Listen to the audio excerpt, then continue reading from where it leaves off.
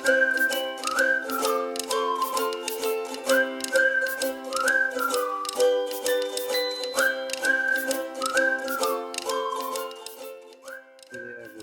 Welcome to ICCP Online Learnings. I'm Richmond Loraez, your instructor for today.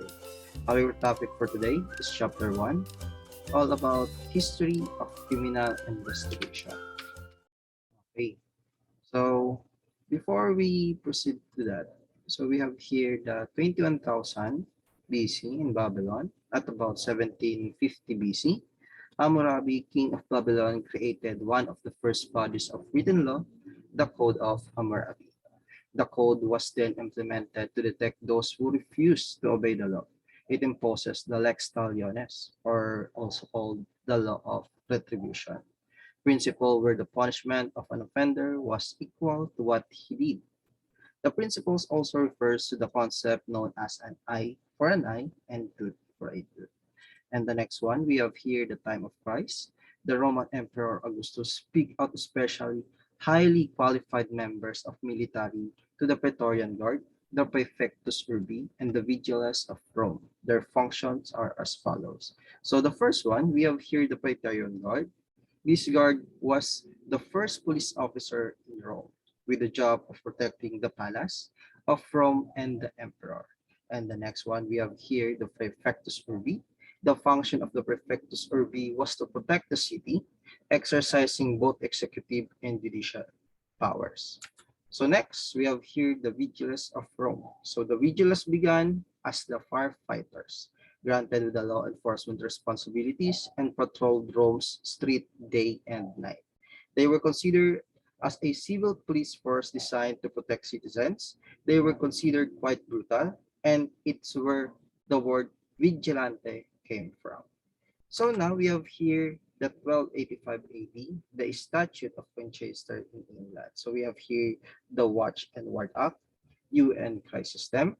Parish constables became primary urban law enforcement agent in England, and all males kept weapons in their homes for maintaining public peace. So we have here the personality to provide another information how the history of criminal investigation began. So the first one we have here, Mr. Jonathan Wald. He was a buckle maker and a brothel operator and a master criminal who became the London most effective criminal investigator. He was the most famous thief catcher in 1720s. He conceived the idea of charging a fee for locating and returning stolen properties to their rightful owners. So next one, we have here Henry Fielding. He founded the Bow Street Runners. This was called London's first police professional force, originally numbered just 8 and was considered as the foundation of all modern police forces. So the next one, John Fielding, a younger half-brother of Henry Fielding. He was appointed as Henry's personal assistant in 1750.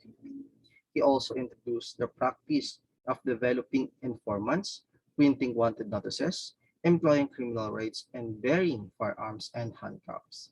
The blind John was known as the Blind Beak and allegedly able to recognize 3,000 criminals by sounds of their voices.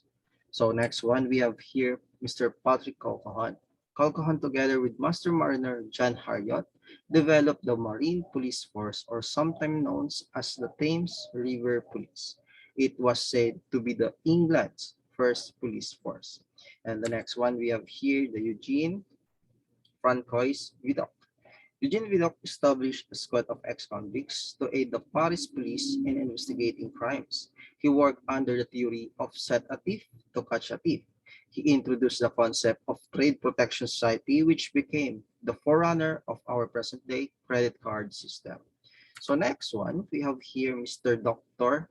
Edmond Lockhart. He was also a pioneer on forensic science and became known as the Sherlock Holmes of France. He formulated the basic principles of forensic science. Every contact leaves a trace. This became known as the Lockhart exchange principle. So next one, we have here Mr. Sir Robert Peel. British statesman Sir Robert Peel established the London Metropolitan Police Force, which became the world's first organized police force. And next one, we have Mr. Thomas Byrnes. He was a keen-minded individual who trained his detectives in recognizing individual criminal techniques. He founded the criminal modus operandi. This is a Latin phrase approximately translated as methods of operation. So next one, we have here Mr. Alfonso Bertillon. He introduced the first systematic identification system based on the anthropological measurement or anthropometry or Bertillon system. He was considered the founder of criminal investigation as well as the father of personal identification. So next one, we have here Mr. Francis Galton. Is an Englishman who published his study on classifying fingerprints and recognized the uniqueness of the fingerprints to be used as evidence against a suspect. So next, we have here Mr. Paul Leonard Kirk, a chemist and forensic scientist. Paul Leonard Kirk is most known for his work on blood spatter evidence. He applied this expertise in bloodstain pattern analysis to the Sam Shepard homicide case. And next one, we have Miranda versus Arizona. The Supreme Court established procedural guidelines for taking criminal confession. The case is the origin of the present Miranda rights of every accused under custodial investigation. So next one, we have 1977 in USA, the FBI introduced the beginning of automated fingerprint identification system, which is AFIS, with the first computerized scan of fingerprints. So next one, in 1986 in England, DNA or deoxyribonucleic acid typing was first used to solve a crime. DNA is unique to every individual and can be used for personal identification. And next one, we have here Mr. Allan Pinkerton. He was considered as America's foremost private detective. The individual truly deserves the title of America's founder of criminal investigation. Among methods, he pioneered were shadowing, the art of suspect surveillance, roping, working under capability with a motto, we never sleep.